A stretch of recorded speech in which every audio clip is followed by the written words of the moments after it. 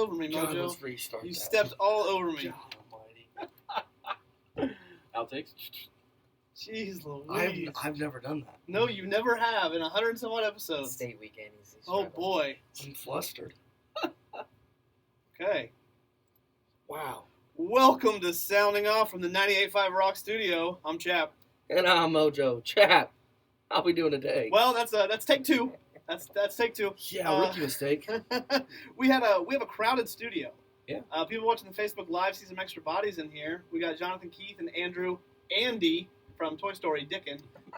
That's what he told me his name was on via Facebook Messenger. We got them in studio. They're brothers in cards. We had a meeting set up with them weeks ago, and we had them scheduled to come on the show.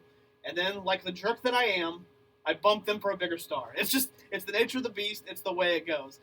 No, that was the Jeff Pearlman interview. That's when I was partially inebriated on a golf course, and he hits me up. He's like, "Yeah, I'll be on your show." I'm like, okay, sorry. These really nice guys who were really excited to kind of partner up with and do some stuff with, and I'm like, I'm sorry, guys. And I truly, from the bottom of my heart, I'm sorry. Forgiven? Okay. Forgiven. We got you here. Well, because I kept trying to schedule something else, and it was kind of like nothing. And I texted Mojo. I was like, I think they're mad at me. Like I bumped them, and now they're like, no, we're moving on. Not at all. This works much better for us anyways. So. Good. I'm glad. We'll get to you guys in a minute. There's a couple other things. If I can find my sheet here. Yeah, there we go. I'm totally unprepared today. It's like we've never been here before. I know. It's like my first time. It's like I'm 16 years old again in the back of a car with a girl. I don't know what I'm doing.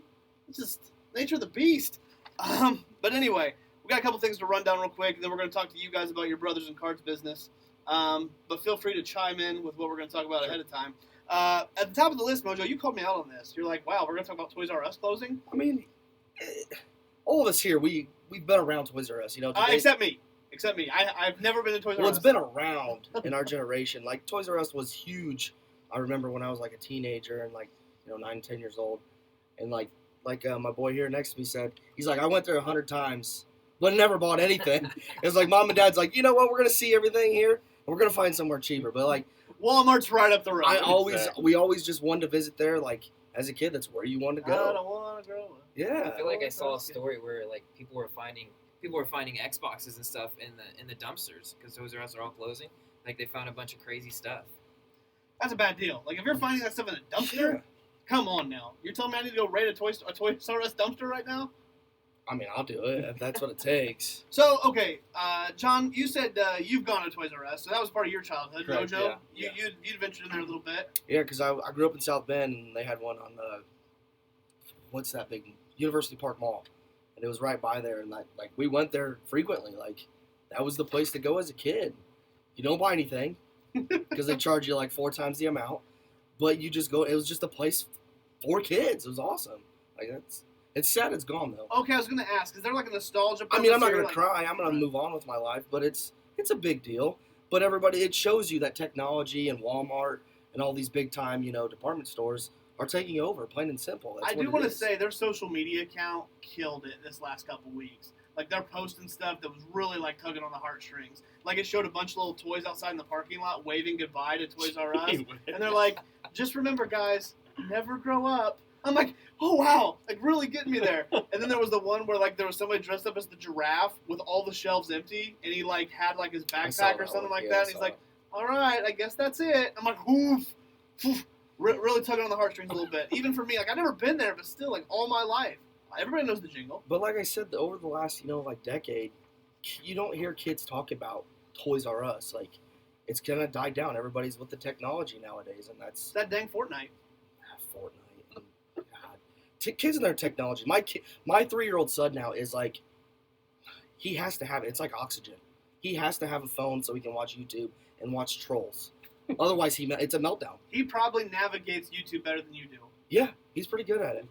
Yeah, it makes me sick to be honest because when I was that young, obviously I don't know exactly what I was doing, but I was playing ball, doing something, running around, doing something. Get off the phone. Technology's bad. Now, Dick and Jonathan, you guys all have kids. You guys running the same thing? Yeah, I mean, we try to limit time with like the phones and YouTube. There was a stretch there where it's like the only way to get this kid to sleep was for him to watch a train video on YouTube. It was like, I mean, we can put up with the fight for so long, but then it's like, if we know a train video calmed down. Since then, he's kind of got past that over that craze. But yeah, no, I'm with you though. I mean, I teach 4th grade. I know Dick over here teaches 7th grade, right?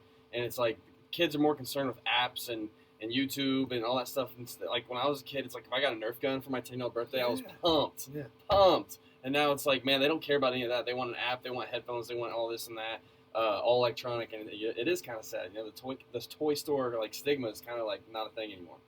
Yeah, we've really found that like YouTube Kids is a big thing for my daughter Addison. Like it's a lot of learning colors, shapes, and stuff like that. So I'm cool with that. We don't really let her spend a ton of time on it. Because we want her to be out playing and doing different things. But YouTube Kids is really fun. But yeah, the schooling, we use a lot of apps in school and stuff, so that's really where it's all headed, is all technology all the time. Yeah, I don't have that yet. I read, like, people ask me, like, oh, have you played this video game? No. I've got a PlayStation 4 that's collecting dust. Like, I mean, I don't know what you guys are talking I still about have right a PlayStation 3 if that makes you feel any better. now. I went 360 there. I skipped that. Really? Yeah. You left the PlayStation I did. family. I did. For a minute. That's all we... We all venture away from what we know. We all try new things. I don't know we if all we can be friends dabble. anymore. It was... No. Like, okay, when you go to college and learn new things, that's what I did with gaming systems. I left for a minute. So then why aren't you playing Fortnite? Because I'm too old. I don't know what Fortnite That's is. a lie. Why aren't you playing I Pokemon don't know Go? what Fortnite is. Why aren't you playing Pokemon Go? Well, because I'm too old. No. I've Look, seen does 40-year-old men play Pokemon Does this Go. look like the body of a man who's going to go stomping through a Hey, cemetery trying to find a damn Pokemon? This is the pan calling the kettle black. It ain't happening. But maybe you should start looking for him. Wow. Hey. I'd like the number of your dietitian. That's why I said this is the pan calling the kettle black here. Just take it easy. Mojo, what happened on our way home last week? What did I hit? Oh my God. So we're driving down New 31, and like I hear him scream and duck, and where he's driving, and all of a sudden this bird just, like, I thought the window was going to shatter and this bird was going to be in my lap. Like, scared the living hell out of me, I'll be honest. Like, I never had done anything like that. Like, you were ducking driving 75 mile an hour at that. That's a fact. You were ducking. What had happened was, I see this, whether it was a hawk, it wasn't just a regular bird, it was a good size. It was a hawk, I'm pretty sure. And it's coming from the median, and it's flapping, and it's flapping, but it's not getting high enough. And I'm not slamming on my brakes, obviously, and I go, oh, duck! And I crouch down, literally to the left and into my car door, and Mojo's on his phone, and he looks up just in time to see it bounce off my windshield, and goes, what the hell was that? And we look, and it was a goner. It didn't make it. I'm pretty sure. I honestly thought I was having a bird in my lap. That's not a joke. It hit that hard. It did. The impact was unbelievable. No cracked windshield. Thank goodness. Yeah. Did you guys see the video of the woman who was trying to feed a shark? And she's literally got her hand following the mouth of the shark, and then the shark bit her and pulled her into the water. Yeah. What did she expect? You might have a candidate for something you do on the show later. I got a little heated over it because I'm like, okay, when we're taking how dumb can you challenge, that's what we're doing now. Oh, Like, what did you expect? It's like if you poke a bear, he's gonna get pissed off. When you're waving food, like, this isn't just your hand. You have food and you're trying to feed a shark. You don't feed sharks. You feed it from a deck of a boat. You throw chum in. That's what you do. You're not sitting there like a little dog. Come here, my hand. Come get it. I saw a video. I don't know how recent it is, but these people he was like smacking a gator in the mouth. Like, they were down in Florida, and he was literally, like, he was drinking, obviously, and just smacking at this gator. I'm like, dude, this is a life. This ain't a pet. Like, this dude will eat you. People are just idiotic, and that's, they're morons, they really are. I don't understand what you expect for an animal that will eat you. Like, it's not, you can calm them down, you can give them an iPhone. They're going to eat you, plain and simple. If they're hungry, you're gone. Stuff like this that brings out the worst in us, because, like, do I want to see somebody eaten by a shark? Absolutely not. But when a woman is dangling food over a shark, you're kind of like, in your head, you're just like, math says that this woman needs to be eaten by the shark. It's like, called Darwinism. It's like, okay, life is trying to do population control, and it's just Craig Browning said it at best. It's natural selection at its finest. Nailed it. It really, that's 100% what it is. all the humans that hand feed sharks, they get eaten. That's It's, I if wonder you're if not the running Chinese away people from a do that. shark, you are probably going to get bit or eaten, and you deserve that. What'd you say, I Mojo? wonder if, like, the Chinese do things like that. Like, you know how they try to keep the population down? Like, let people play with sharks. No, because I don't think they're that dumb. I mean, it's an easy way to get rid of I'm people. telling you, man, like, not to make this like a racial or political issue, but most of these videos consist of white people. We are really That are dumb. drinking. We are really dumb. Yeah. Like, I just don't get it. DUM. The DUM dumb. If we could give the human race or the Caucasians moron of the week, we would. But Mojo's already got one locked up. And we could probably give it to them every week because we continue to be the stupidest race on the planet. That's a fact. I can't argue with you there. I'm just saying. We do some pretty stupid things. 4th of July came and gone. How'd everybody's go? Awesome.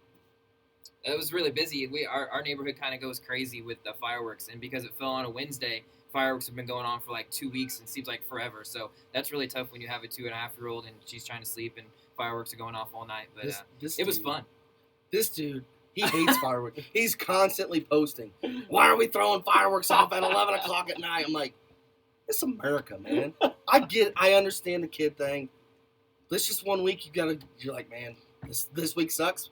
And you gotta get through it. It's another thing white people love. Yeah.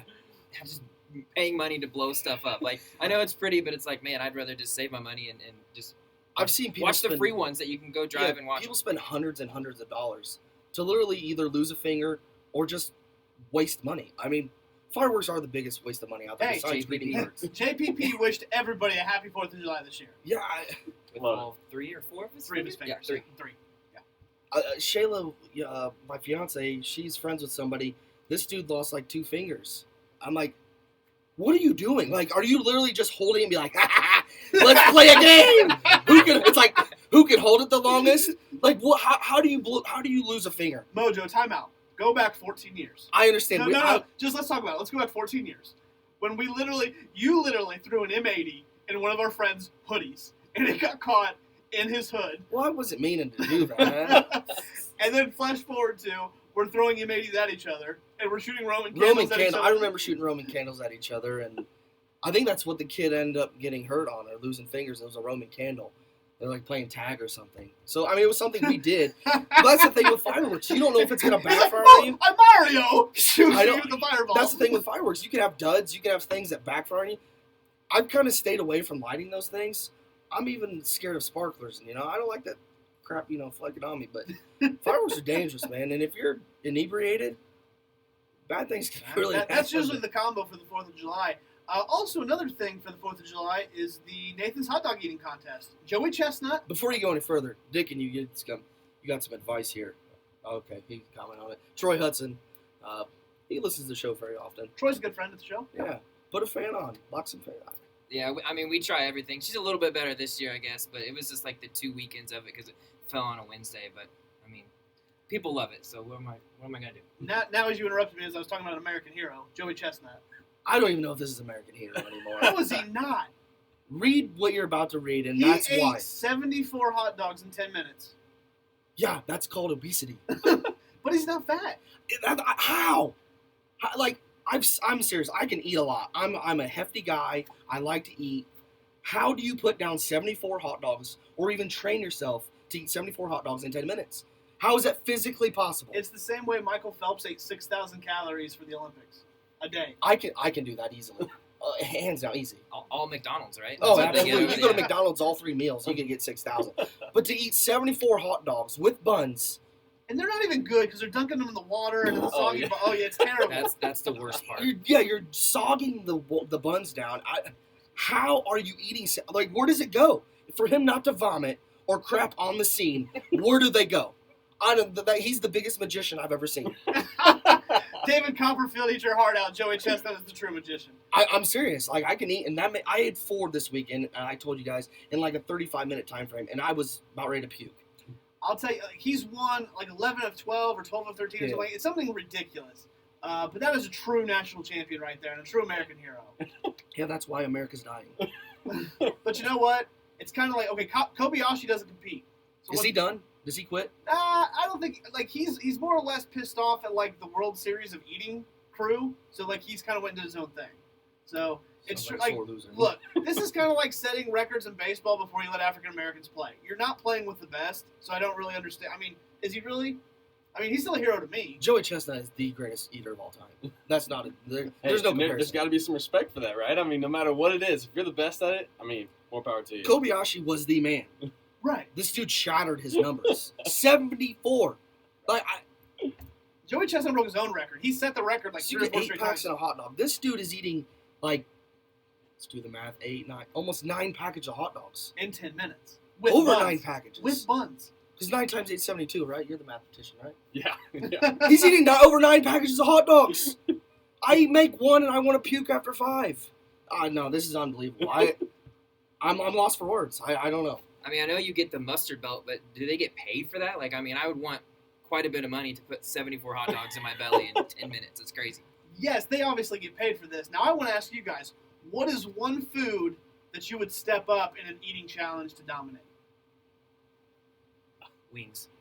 See, as For sure, wings. Dick knows me, I'm like known for being a super slow eater, so like I don't. Yeah, We noticed he when we would met get up. smoked. That's right. He If it had was his us plate the whole four. meeting. Yeah, but man, I don't know. I feel like ice cream I can do some damage when it comes to like milkshakes and ice Oh, cream. brain freeze, bro. I'm out. Dude, yeah, bring it on. I'm in. I'm thinking the squirts, not a brain freeze. Seriously, if I ate that much ice cream, no, I can't do it. I eat one popsicle and that's about it.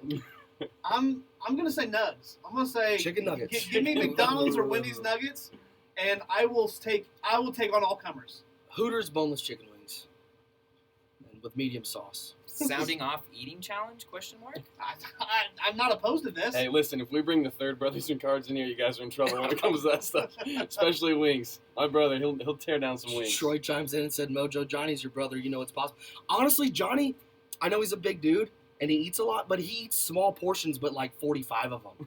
That's what he does. Like, he'll get a big meal or Wait, plate. Isn't the perfect diet supposed to be like 5 small meals? Yeah, but Johnny's taking the small meals and just amplifying Yeah, it by like, 20. Bless his heart, he is losing weight. He's actually stopped drinking. Congratulations. Wait, what? Yeah, he's It's like been like day 25 or Does he something. have cancer? No, he's trying to change his life. Oh, good for Moved him. to his own place. So, yeah, no, good for him. Hey, But we're always happy for the sounding off crew getting out of their parents' basement. he literally can get like 3 plates, and he'll only eat like a half a plate, but he'll finish that plate or 3 plates throughout the whole day. So like, it's not quantity. It's Instead of a long distance runner, he's a long distance eater. yes. Like he's gonna pace Yeah. himself for the day. Yeah, I would much rather be a long distance eater though than a long That's what he does distance though. runner. Like, and You like can you said, tell that I'm not a long distance runner just by no. I consume like 4,000 calories in one meal. I'm the guy that'll eat there and eat until I get the meat sweats, which has been done once. Yeah. Tucanos. You ever yeah. been to Tucanos? It's a Brazilian steakhouse. Oh, dear Lord. Oh, I've heard of this place. Oh. They bring it out in skewers. Yeah. And you're just like. Mine man, was Texas Day Brazil in Vegas. I paid $50 and it was the greatest meal I've ever had. My last meal should be that. Oh, absolutely. I literally had the meat sweats. I didn't think it was real. 100% real. Fact. Heart attack from eating meat. If I didn't God eat- willing, that's how I go out. I did not eat for 3 days after that meal. 3 days. Fact. My stomach hurt that bad. So, no, like I said, you give me some Hooters chicken wings, though, I'm winning. We gotta get something. We gotta get Brad involved. We need to set up some sort He's a good guy. some sort of eating challenge here. He's a good I'm guy. not talking like Survivor disgusting stuff. Like let's get something No. pleasant to eat and who can do the most damage. Yeah. Like let's get a crew of 5 or 6 guys, roll into like a buffet and make them hurt. It's like, Let's win a buffet. Let's go win at a buffet. remember the Titans where it says football players eat for free, and Yeah. then they fold up those pancakes? Yeah. Yeah. And then they turn the sign and scratch they that. yeah, no more. They're not eating. Those sounding off guys and their buddies know they can't eat here anymore. So now we're going to kind of turn the floor over to you, Jonathan, and Andy from Toy Story. That's just what I'm going to go with now. That's all right. That's all right. But no, Brothers and Cards. How this all started, Dick and I know you through Mojo. You guys went to Manchester together. And so I reached out to you, wanted to know, hey, what's this thing that you're dealing with? I saw on Facebook. It was really interesting. You guys are involved in memorabilia, football and basketball cards, which a lot of people, me and Mojo's age, are like, well, we didn't even know that was back. I mean, that was something that, I was collecting as a kid. And then by the time I turned 13, 14 years old, I was like, all right, I'm done with this and moved on. But you're saying it's back, but not the traditional kind of like everybody's got them, everybody goes and gets packs, but you're calling them hobby cards. Yeah, it's a little different than back in the day. So, in the like 80s and 70s, when all of our dads were buying packs, they were going everywhere and they were buying as much as they could. Back then there was only one kind of set. So you'd have the top set of 1980, okay, and then so they would make that, they'd sell that at grocery stores, they'd sell that at card shows, those everywhere. Well, now it's not so much of that. There's so much there's retail and there's hobby. So if you go to Walmart, you're going to buy retail products. The big fad now is the autographs and the jersey cards, especially with rookies, and that's what's so much different than back then. Is like now you can get autographs of pretty much every rookie player that comes into the league, and to shoot for those as opposed to just the regular rookie card. Back then if you got a Joe Montana rookie card, which you could get anywhere, you could get that at Walgreens, you could go across the street to Walmart and have a chance at the same thing. It's not that way anymore. You're looking for autographs and jersey cards, and that's really where we specialize in everything that we do, and that's the word we're trying to spread for the hobby. Anybody that's collecting cards out there, you want to find somebody that can get some hobby packs, some hobby products, as opposed to the stuff that you can just buy at Target and Walmart. How did all this get started? So when I was in college, I played football at Taylor University with my brother Josh. He's 3 years younger than me. And we were playing football, and we didn't really have time to get a job. And we thought, man, we collected cards forever. Like, some of that stuff has to be worth something. So let's try to pick up some extra gas money, just kind of float us through the next couple of years while we get our degrees. And well, we found out they're not worth a whole lot, like from back when we were kids. But as we kind of went through all that, we learned some different things and picked up on some different, ways the market was going, and kind of started flipping cards here and there, and kind of started as a thing to get gas money, and grew pretty rapidly. And then a couple years later, what was it? 2016, Andy? Is that when we started hanging out? The flag. Yeah, we had like a charity flag football tournament for the Powell. Was it the Powell Fields in Copeland that got beat when up the by tornado came through, Oak Brook Church got together a flag tournament to raise money for the Powell Fields because it got all destroyed. A lot of damage came through Kokomo, so it was a really good cause. And that's where I met Johnny. I'm a receiver, and he was a quarterback, so we instantly clicked. I think we scored 6 or 7 touchdowns and we played 1 million football games and almost died. But Right. it was for a really good cause, and that's kind of how I got back involved. He kind of sucked me in, and then I started being nosy and asked questions about the business side of it. And then he pitched me this idea of what we're doing now, and it's kind of grown from there. And it's been a lot of fun. The hobby's kind of like the stock market. Like, if somebody goes out and throws 500 yards, their cards are going to go crazy. So you can kind of invest in guys and kind of look forward and be like, all right, if he has a good couple weeks and I have 7 autographs, I'm going to hit it pretty good. So that makes it kind of fun from the business aspect to kind of look at guys who are playing well, or the rookies that could be a really good spot. Like Saquon Barkley is in a really good spot this year with the Giants. So that's somebody I'm kind of looking at this year for sure. So you're telling me the card values will fluctuate just based off week-to-week stats? 100%. Oh, yeah. Like Alvin Kamara last year, so at the beginning of the year, I think you pulled one of his autographs out of a product, and we were like, oh, man, here's $10. I think we probably sold it for 15 that week, or 10 that week. And then, 6 weeks into the year, he's a premier guy for New Orleans, and he's just absolutely tearing it up, immediately. Perfect example is Kareem Hunt. His stuff was like a $10 card, if that, coming out of Toledo. Nobody cared. First week, he has that wild game against the Patriots. That week, it went from a $10 card to a $150 card, immediately. Yeah, it was wild. It was funny because we actually did a box break 2 weeks before that, and a guy got 4 Kareem Hunt autographs. And we're like, dude, I'm sorry. This is how it goes sometimes. You just get, you don't get what you want all the time. And then we're calling, and we're like, dude, I sold them all for $20. And it's like, dude, that's wild. But yeah, it fluctuates like that. That's why it's it's very rookie driven. The hobby's very rookie and Hall of Famer driven. Everybody's looking for the next, Walter Payton or Tom Brady. So, you buy them when they're rookies and invest that way and see how it goes. Yeah, it's a lot of fun, man. It's a great way to stay connected to the game. We're on this big kick right now with, play, watch, collect. We played the game. All of us have played the game at some point, whether we were, little kids or, in college or whatever it was. And then, we watch every second we can. And then, collecting is just that third step to kind of stay connected to the game. That's what we really love, guys that we've, have connections with that are in the NFL or that we went to a college that we liked, or just, on the Colts or the team that you like, and then, just there's so many different ways that you can support them and enjoy the game through collecting. And we really think, we talked about memorabilia. We mainly do cards, but yeah, guys collect different memorabilia. We have all kinds of. That's more what I'm into. Right. I'm looking for that stuff. I'm looking for the rare stuff because until talking to you guys, I had no idea the card game's back.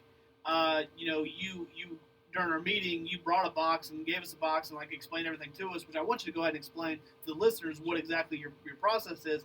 But yeah, it's exciting. I get what you're doing. I've watched your videos and everything like that. It's really interesting. And, to see those autographs pop, that's really cool. So go ahead and talk about what you guys offer, what your subscription service is, and go ahead and talk a little bit about having Kirk Cousins pop open one of your boxes.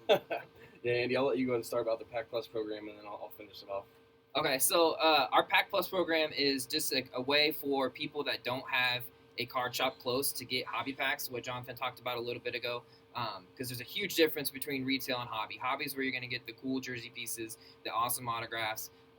You can get that stuff out of retail, but it's like 1 out of 1,000 packs. Hobby boxes, there's usually 2 to 3 autographs. So our basis is, in Kokomo, there was a card shop a long time ago. There's no card shop really close. The closest card shop is Indy Card Exchange, which is in Indianapolis. Not everybody can drive to Indianapolis, once a week, once a month, whatever, to go down to a card shop. So what we do is we buy a bunch of products. All from high-end stuff that's a $300 box to low-end stuff that's $40 boxes, whatever, and we randomize the packs and send them all across the world. We went worldwide 4 or 5 months ago. So we ship all over America, we ship all over the world to get people these hobby packs, and we've had tons of people message us and be like, hey, I don't have a hobby, a store, within 4 or 5 hours of me, so this is awesome, we love it. And it's been a really fun way to kind of connect with a bunch of people from, all over the world to, enjoy the hobby with us. And they usually post, like, their hits, or a bunch of people are on YouTube. And that's the fun of us, because we can't ever open it all. And we say it almost every month. Like, we would love to open all this stuff, because that's the fun of it. You never know what you're going to get. Like, you guys never knew what you guys were going to get in your packs. And you just never know what's in those packs. And we say it every month. We'd love to open it all. But it's a lot of fun sending it out, and people get excited, especially when they hit, like, their favorite player or their favorite team. Like, that's the coolest, when you pull something from your team, because you have no idea what's in the packs. It's also cool to pull something that's, $300, $400 too, so that kind of, gets your money back. But, yeah, so we love it. It's a lot of fun. We try to get more and more people back into the hobby. Like, when we were talking to you guys said you didn't know cards were back. It's definitely back. Hobby is definitely a way to go, and we just kind of give that service to people that don't have a card shop close to them and can't get those hobby packs that they really like. Explain the subscriptions you guys offer. Yeah, so what we have is we have 3 levels. We have bronze, silver, and gold. Bronze is 3 packs, silver is 6 packs, and gold is 9 packs. And they all have the same chances at these packs. Like Andy said, we take a various quantity of products.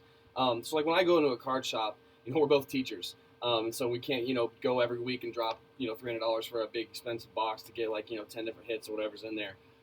So when we went to the card shop yesterday with my family, I bought 2 $5 packs. That's kind of my range. When I go and I'm just, going to kind of grab something to scratch the collecting itch, it's about $5 packs. And we've noticed that, it's $5 to $10, maybe a little bit more than that on average for hobby packs, and that's kind of where everybody sits. But how much fun it would be to open that $300 box, or that $200 box. So what we do is we take a whole bunch of different products ranging from, $4 packs to $300 packs, and we randomize them. So everybody has a chance to get that top shelf product without paying that top shelf price. And that's really our goal, to make it fun for the hobby all over the place. Of course, it's random, so you could get, 3 $5 packs. You could get, we sent 2 different $100 packs in bronze boxes a couple months ago. It was wild, yeah. It makes it, a lot of fun that way. And if you want to learn more about Pack Plus program, you can go to brothersandcards.com or check us out on Instagram. We've got all the information's there, different products that we're going to be doing each month. You can find that all there. And now about Kirk Cousins? Yeah. So Kirk Cousins is an awesome guy. He's a friend of mine from, I work his football camp in Michigan. I was actually just there last weekend. And you made ESPN. I did. I was so excited about Welcome to the club, because Mojo and I have also made ESPN. Congratulations. That's awesome. It was so funny. You made ESPN? Where was I? Not following him on Facebook, apparently. I've been off the grid kind of the last. No, I've been off for the last 5 days. They were showing Kirk Cousins playing dodgeball, and he did straight army crawl and everything like that. I saw that. Okay, he was on there. He was in that video. Backwards hat. I was. No, it wasn't in the back. There was a guy that kind of looked like you, and it was not you. I was like, my boy's not in the back. You were I was like, he was in the front. Yeah. He was in the front taking bullets for Kirk I Cousins. saw that dodgeball video, but I guess I didn't. He was obviously, my focal point was Kirk Cousins.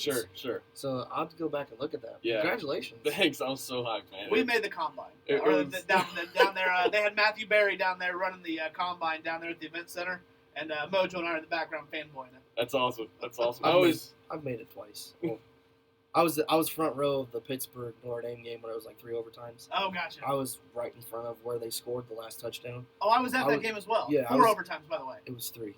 I was in my jersey. I was in my green jersey. I promise it was 3. Okay. Just trust me. That's fair. Fact check. Do we have a fact checker anywhere? Sorry. We don't have our own Tony Reality. Yeah, we don't have Tony Reality. Back to your Kirk Cousins story. Yeah. Sorry. Yeah. So So it's really cool. He's an awesome dude. His family is just incredible people. To sum up how I got connected with him, I played quarterback at Taylor University. His cousin was actually our manager. And I was kind of going through a rough junior year. I started every game, but it was some pretty intense competition. And he sent me he had just written his book Game Changer. If you have kids, anybody out there has kids that are about to go through high school sports, if you're an athlete trying to play college sports, it's a must read. Absolutely. I read it in college, and I thought, this would have been so much guidance for me through my high school years. But yeah, he sent me a copy of his book with like a note in there, and it was just really inspiring to me, and I really appreciated that. And then I kept my job, started it was still a heavy competition my senior year, ended up breaking my ankle like week 6, and that was heartbreaking for me, obviously. And he found out about that, probably his cousin reached out to him, and he sent me like this phenomenal letter of encouragement that I'll definitely never forget. Gave me his email address, and we ended up going and meeting at the Colts-Redskins game that year, where he invited me to come work this camp, Kirk Cousins football camp that's up in Holland, Michigan.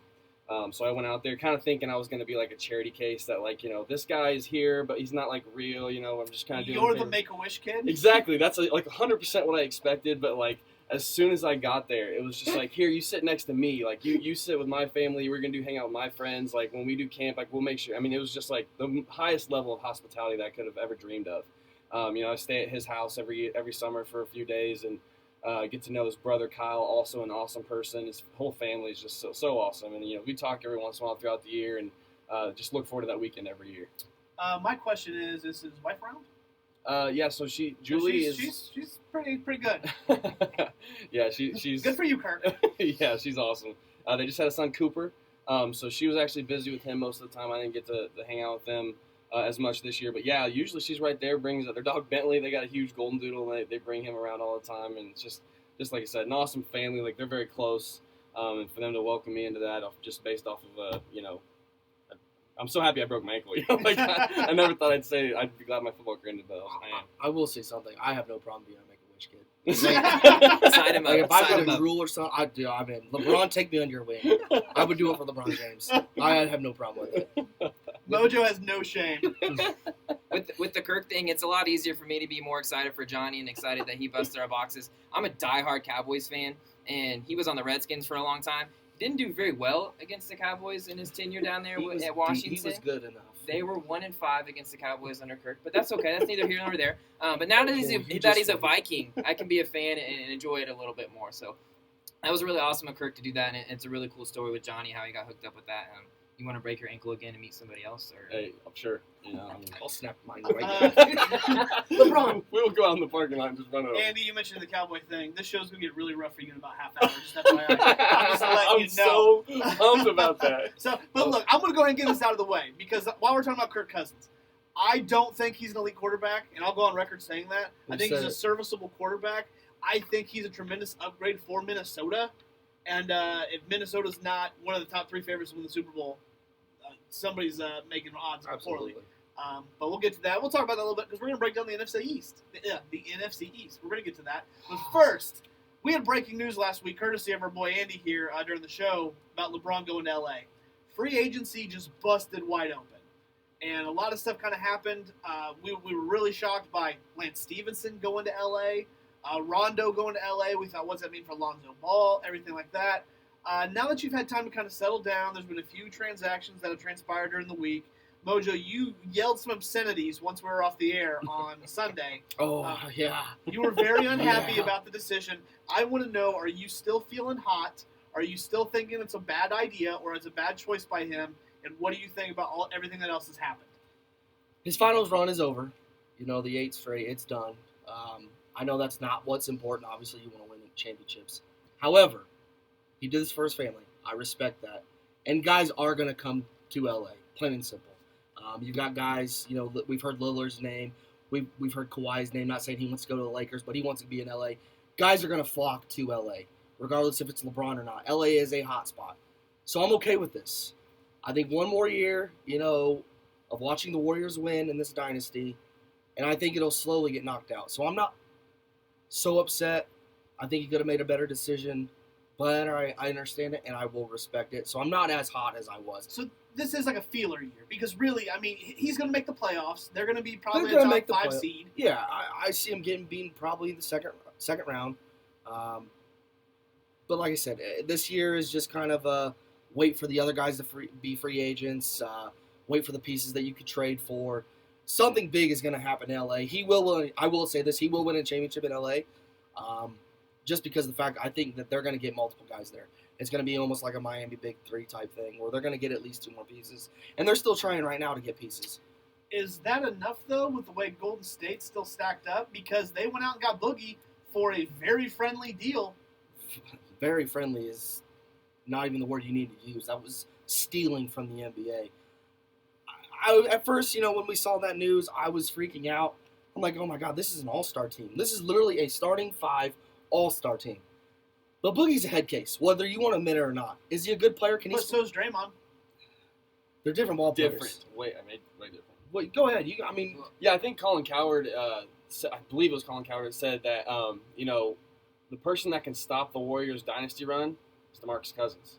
And it's not that he's a bad player. It's not that, he can't do all of these things that a lot of players in the NBA can't do. But here's the thing.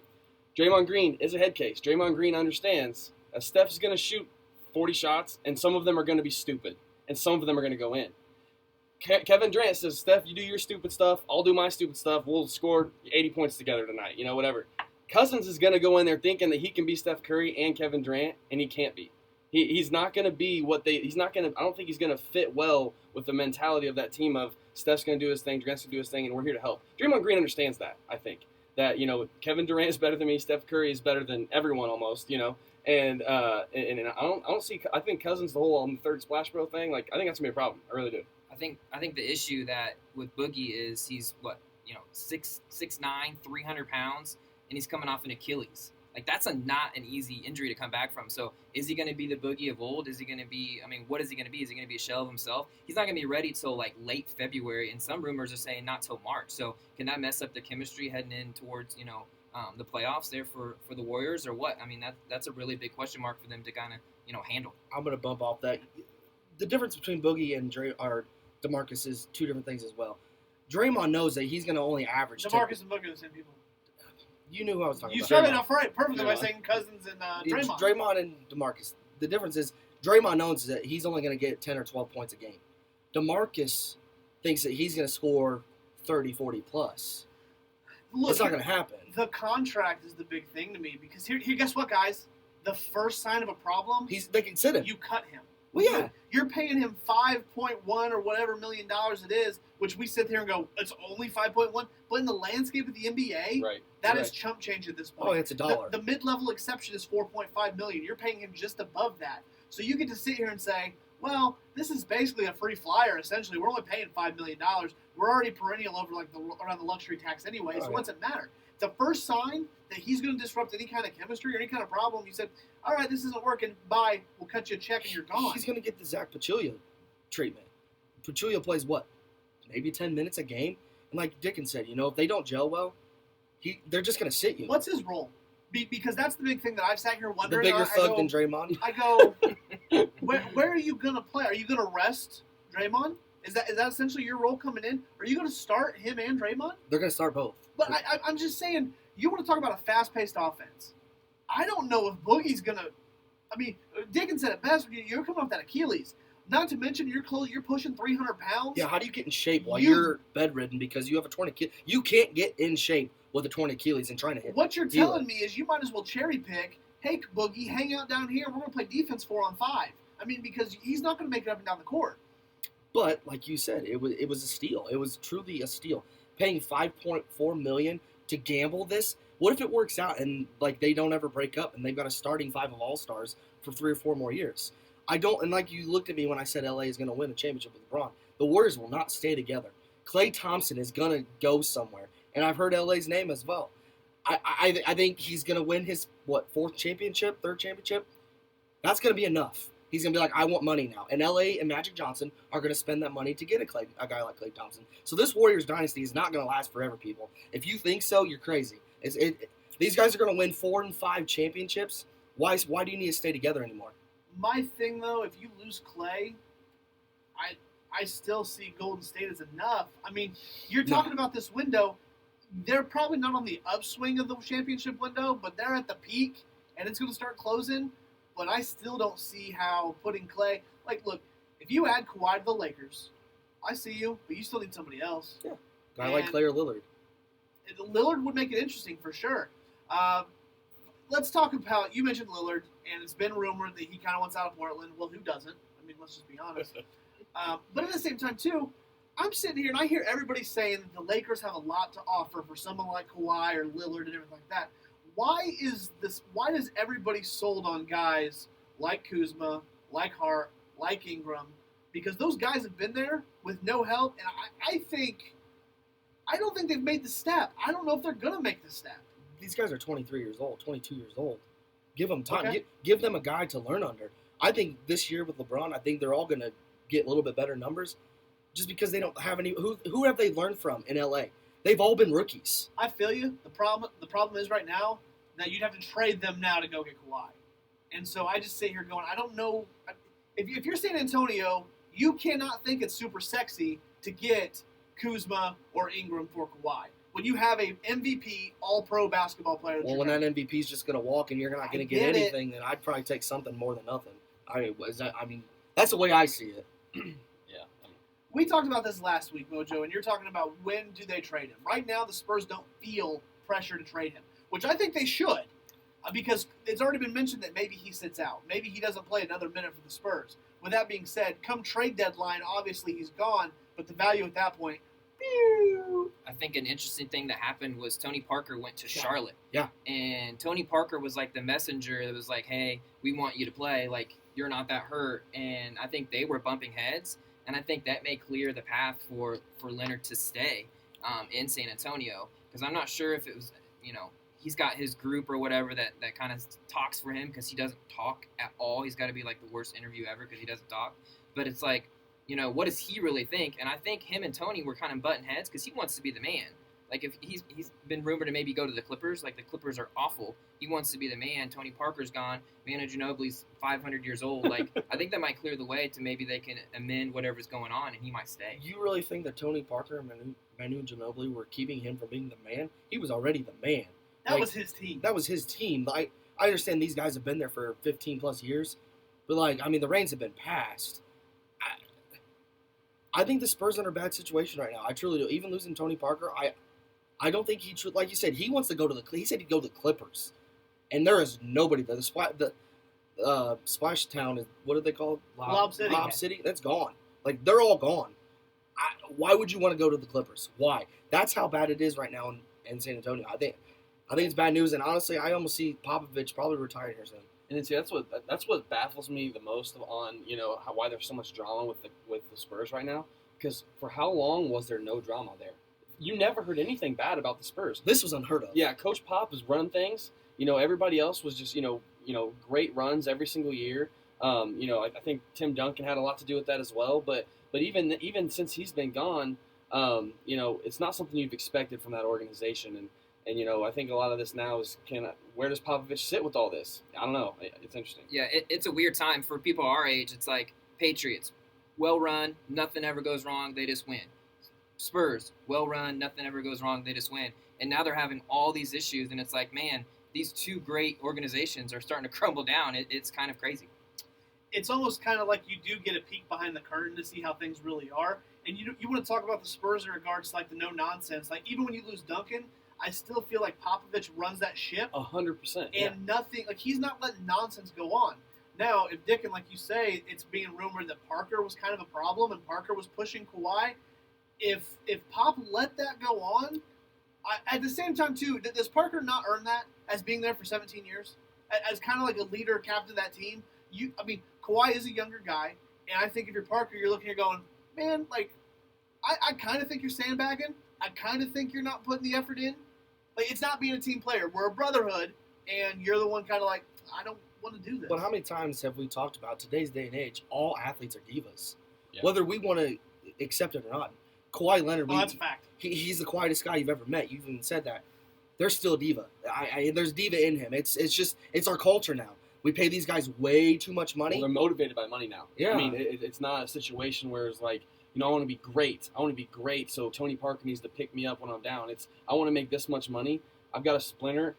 I want to sit out. I'm still going to make the same amount of money, and then I can prolong my career. Well, and here's the thing too, because you look at somebody like Kawhi who's going to get a supermax contract at some point. Like now, he knows the money's coming, so it's about being happy and playing where you want to play. Correct. And if you want a championship, you can always jump aboard a train of like say a Golden State or whoever's hot at that point to go get a championship. He has a ring though. Right, he does. Yeah. Obviously. So for guys like that, it's like okay. If you want to talk championships and chasing ghosts and chasing goats, Don't bring up Ghost and God. Because you know how I felt because when he joined the Lakers. you're not going to. You're not going to catch Jordan. You're not going to even catch, Russell. You're not. Championships are irrelevant, I think, to a certain extent, because there's only a handful of guys where you talk championships puts them in the upper class. LeBron was the last guy that could be the GOAT. In my eyes, I don't think we're ever going to see anything like that. And Kawhi is never going to meet up to those expectations. How many rings does Robert Horry have? 6? 7. Oh, he has 7. So he has more than Jordan. Correct. But we don't even talk about him. So championships don't define your level Bill of great. Walton Right. has 11. So Right. Bill Russell. God, what's with me today? I'm falling apart. Good God, Mojo. That's like 3 or 4 mistakes today. Too much sun, too much softball, probably. We're too close. Right Mojo's had too much time off. It's hot in I'm here. breathing down your neck. It is hot. It is. Now, did you hear? Gosh. We all thought Lonzo was going to be on the move. Nobody wants him. But it also leaked that he had torn meniscus. Now, let me finish my thought here. L.A. did not announce that he had a torn meniscus. They believe somebody from inside his team released it to make sure he doesn't get traded. Correct. Listen, I don't. As the player, I don't think people do not want him. It's the dad. 100%. That's it. 100%. It's not the player because he's got potential.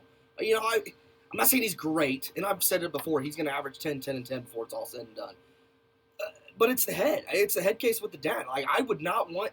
We've never seen anything like this in sports, where the dad has come in and just blown up social media and taken over the news world. Like it's sickening, to be honest, and that's why people don't want him, and that's why they leaked it so people like the Lakers wouldn't or can't trade him because well, we don't want a guy with a bum knee and the headache. No way, no thank you. So I'll tell you what, when you hear Lonzo talk and you see him do interviews, he's not a problem. no, I don't think he carries an arrogance. He doesn't carry anything like that. There's no drama from Lonzo. No, It's everybody associated with him. LeVar. And I look at this situation, you've got a perfect opportunity to play with arguably the greatest player to ever play the game. If there's ever a time for you to tell your dad to shut your mouth, it is now. Because I'm telling you, this is all fine. This is great until LeVar stops popping out the mouth. LeBron hasn't even signed his contract yet. He's just committed to play for the Yeah, did Lakers. you see they had to take the jerseys They off the did have to take shelves? this. He's on vacation right now. He's not talking to Lonzo. He's not had to deal with anything from LeVar. But I'm telling you what, the first instance that something comes up, Lonzo, you will be gone. And a perfect situation, I think, you need to tell your dad, be like, look, this is great for me. Do not screw this up. He's got a good thing, like you said. Not many times do you get to play with one of the greatest on the planet, plain and simple. And at one point, you've got to put your foot down and be like, Dad, I'm a grown man. It's my career, not yours. Correct. And he's going to have to. He's going to become a father. His girl's pregnant, so maybe he's going to grow some pair of nuts here. He's got to do something because, like you said, he will be cut. He's not owed any big time money. I mean, he's $7 million. Yeah, you can cut that. I mean, it'd be no loss. So no, this is the time where he needs to find it and be like, Dad, you got to stop this because I'm playing with LeBron. You may think I'm better than him, which is completely crazy, but I'm gonna lose my job if you don't shut up. Not to mention they brought Rondo in, Yeah. who could easily take that job from Lonzo in the starting five. And IT could still re-sign with them. So then what happens if they have IT, Rondo, and Ball? You slip, your dad slips up one time, you're gone. Plain and simple. Yeah, and I think Chap brought up a good point with Rondo. Rondo's arguably one of the best point guards of all time. True point guards. True point guards. Like he's not. I mean, he'll score a little bit, but I mean, as far as assists, I mean, he's Facilitator. had several 20 assist games. As soon as Rondo probably wins that job, LeVar's already kind of disrespected Rondo here with the interview on CNN or something, called him a little backup. Like Rondo's really good, and I think it's going to hit the fan when Rondo wins that job and starts. Like then what's going to happen? Rondo's mean, too. LeVar may go off. Well, you think who owns these guys? We're talking, Magic Johnson is in the mix here with all of these decisions, And, he's sat back and said, our Lakers are growing. They're a young bunch. We're going to do some things with young guys. But he's fully aware now that when you bring LeBron into the mix, we're a right now team. That's a game changer. We're not a future prospect team here. We're a right now team. So if I have any trash line in my way right now, you're gone. And when you got his ego in there with LeBron's, I mean, if LeBron says, hey, you know what, let's paint the floor purple, they're going to do that. If he says, hey, let's get LeVar Ball out of here, they're going to do that. And it's not going to be, like you said, like there needs to be something happening here from Lonzo to his dad. Now I've got a question because, we've always talked about LeBron, especially in Cleveland, kind of coach, GM, he had a lot of pull. You're dealing with Magic Johnson, who for me, the number 3 basketball player all time. So Magic Johnson is the biggest star in LA as far as sports goes. Hell, he's a part of the Dodgers. Where do you think the relationship is? Because all signs point to the moves that they've made is LeBron's on board. Like from what I hear, the Lakers are making moves that make it to where LeBron doesn't have to shoulder a load like he did in Cleveland. And LeBron's okay with everything. But when things don't go well, and let's say they kind of start out slow, like they did that first year in Miami, things didn't quite click the way they had hoped. What's the relationship and what's the dynamic between Magic Johnson and LeBron then? Magic's going to open his ears. Obviously, I mean, LeBron did what he signed the 4-year deal. So, I mean, he's got control of him, but he's still going to listen to LeBron, plain and simple. I mean, he's one of the greatest of all time. You don't not just listen to him. So he knows what it takes to win right now. LeBron does. So Magic's going to listen to him. Yes, Magic was a champion as well, but today's game, it's changed. It's not the same back when Magic played. So LeBron knows exactly what it takes and what you need to be successful. And I think Magic, obviously, he wants to keep LeBron there, obviously, for the duration of his career. So I think he's going to open up. I still think LeBron's going to have to carry the load like he did in Cleveland right now. Right now, they're not built. They're, like you said, they might be a 4 or 5 seed in the West. He's still going to have to carry that team right now. Does LeBron trust Magic? Well, absolutely. I mean, Magic's a smart man. We just talk about, all the time, like there was issues with him and Pat Riley in Miami. There was issues with him and Dan Gilbert and everything like that. I just want to know, is this finally a position where LeBron goes, I finally have somebody who sees things the way I do? With being a player, I get it. Magic's got the same mindset. Pat Riley and Dan Gilbert are old-fashioned. They're still back in the old days where I'm the man, I'm going to tell you everything that goes on. I think Magic is more of a laid-back kind of guy. He's not going to be the one that's a Hitler. Like, it's my way or the highway. I think he's opened up. Magic wants L.A. to be relevant. He wants them to win championships. Pat Riley's got the championships. Dan Gilbert got the one he wants. He'll never get one ever again. He won't even smell it. So they've got what they want. They want to be the one in charge. It's my team. That's where I think Magic is different from those other two guys because, like I said, he's going to open up. He's like a younger generation. I know he's old, but he's not old-fashioned. So that's what I'm trying to say. And I think another big thing with that is how much LeBron has changed since the Pat Riley days because, then it was like, I'm going to go play with my boys Bosh and Wade and see what we can do. This man took a team of, like, mediocre is a strong word to describe the guys he just took to the NBA Finals. So it's not a matter of, like, hey, I'm trying to join a team that's ready to go. It's like, I'm ready to go now. And he went and, listened to all these pitches and stuff, and he sent his group of people to Philadelphia. Didn't even go. I love that. But I mean, it's like, is he going to mess with Magic Johnson? Like, I'm sure there have been conversations had of like, listen, like, I'm going after the Warriors right now. Here's what I need to make that happen. Are you on board? It was more of LeBron recruiting others at this point, and I think those conversations they got to be on the same page. Oh, before the announcement, he had already made phone calls to other players in the NBA. So no, like you said, LeBron is recruiting. Like he knows the formula, what it takes to win a championship, and now he knows what it takes to beat a team like Golden State. So no, they're going to spend the money. It's LA. Luxury tax won't even be a thought. They'll pay whatever they have to do to win. I mean, even Kobe Bryant, I think, is on board. As much as people think, oh, Kobe's a little bit pissed or sour. Kobe said whatever LeBron needs, let him know. Correct. So everybody that's been an LA guy wants them to be relevant again. Plain and simple. Stephen A. Smith, too. Oh, God. Yeah, I mean, I think the Lakers are really set up for 1920 with all the one-year contracts that they sign. You're going to have the Clay. We talked about it a little bit earlier. I've heard and Kawhi and Anthony Davis. Like, it's like, man, if they could get 2 out of 3 or all 3 of those guys underneath the cap, if money's not an issue in LA, like they could get all 3 of those guys. Good luck, NBA, because that's a crazy team. I'll tell you what, a lot of veterans are in a really good position with this, like you said, 1920 or 20, because guys who are chasing rings are now going to have two options. Like you can go join Golden State or go join LA. And They're both out on the West the, Coast. the only, and that's the thing, and we don't know what Boston ends up doing because there's talk Kyrie wants out after next year. But we're talking, you could have 3 serious contenders any given year, just a round robin sort You of could thing. even say 4. I mean, the East is very loaded in favor of Boston. It's unfortunate that the best matchups we're going to see, kind of like this year, Houston and Golden State. It's going to be LA and Golden State. Those are going to be the best matchups in probably the next 2 to 3 years. Gonna be really good. Houston's still going to have it. I know they lost some pieces. Golden State lost some pieces too. I mean, I know they're not big pieces, but they lost JaVale McGee. They lost Zaza Pachulia, and I know that they don't play bigs. But those guys gave him some, especially JaVale McGee, they gave him some good minutes. Now, if you can keep guys like Livingston there and Andre Iguodala, when people tell me Swaggy P or whatever that dude, Nick Young, I laugh at them. But you keep guys like Iggy and Livingston around, they're going to be good, obviously.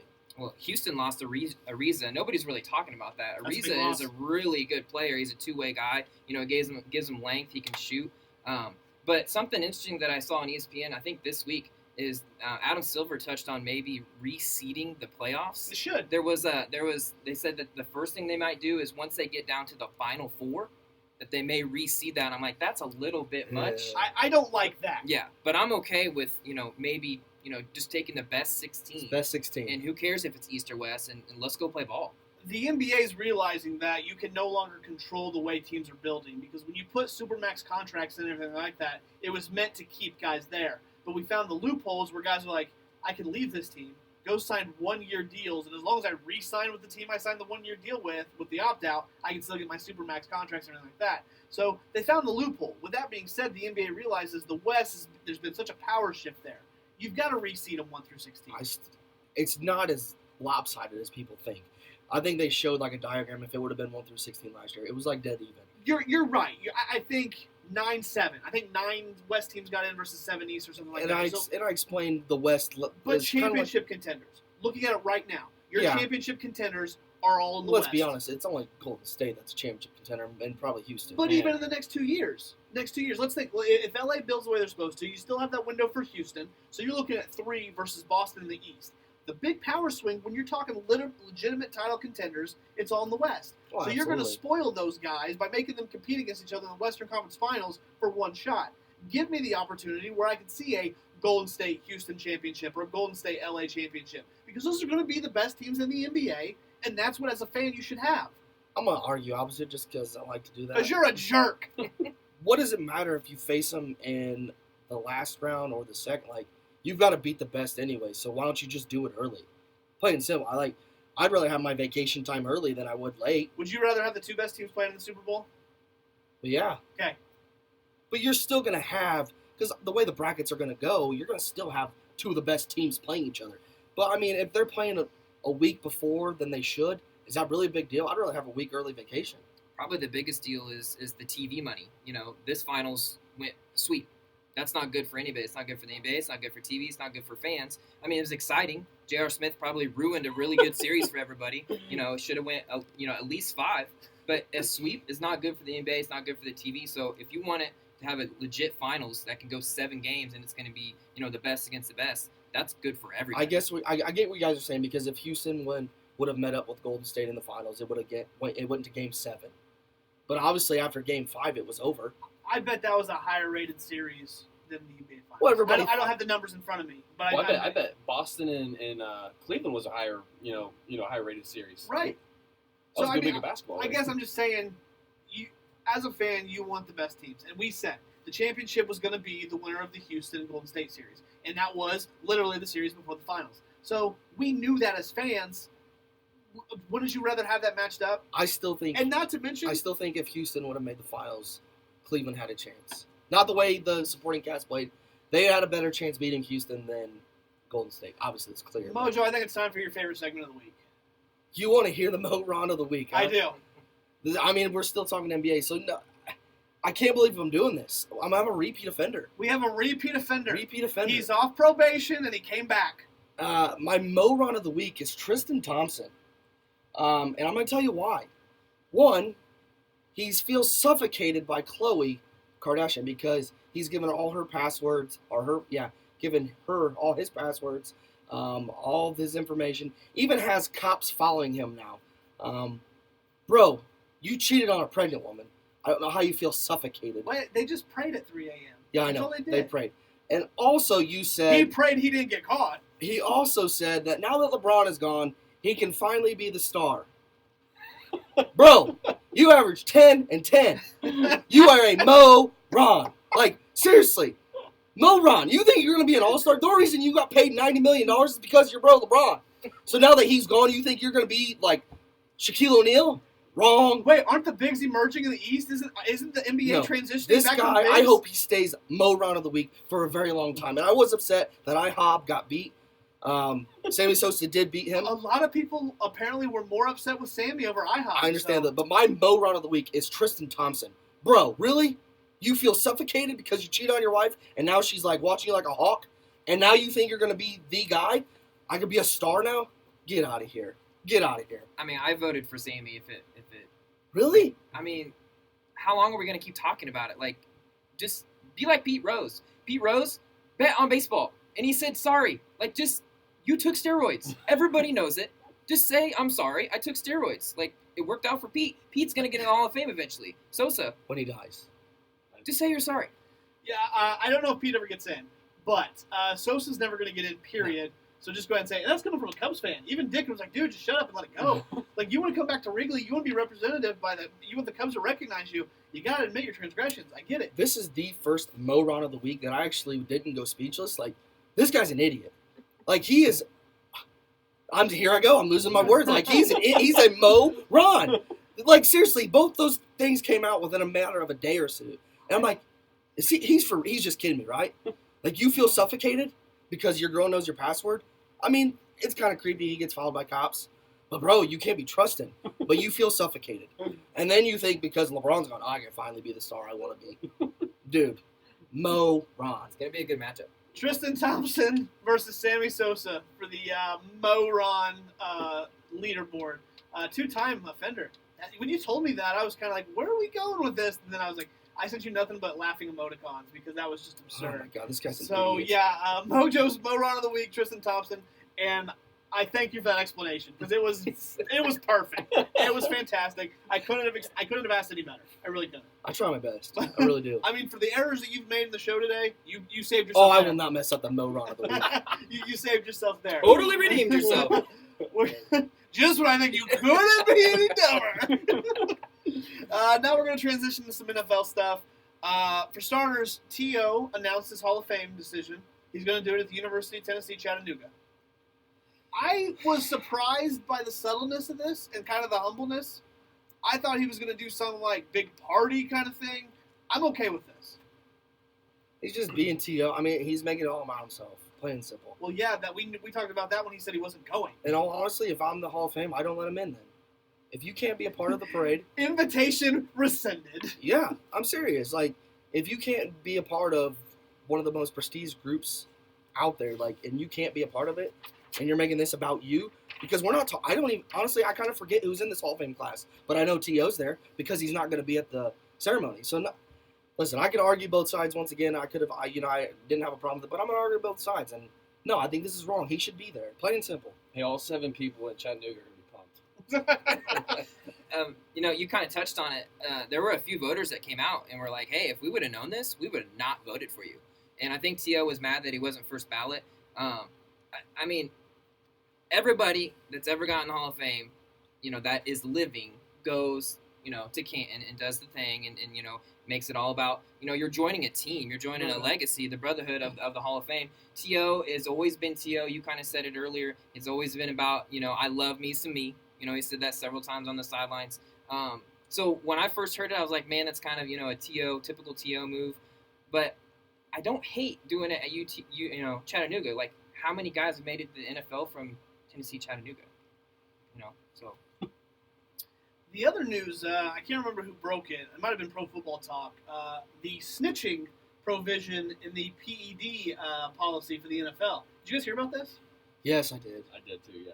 Okay, so basically what it is, if you get popped for PEDs and you snitch on somebody else who's using them, they will reduce your suspension by 50%. So, for example, if I'm understanding this correctly, you get 4 games. So, like, Edelman, how many games you get? 4. 4. So, if he says, hey, homeboy over here has been doing the same thing, they're like, okay, Mr. Edelman, 2 games.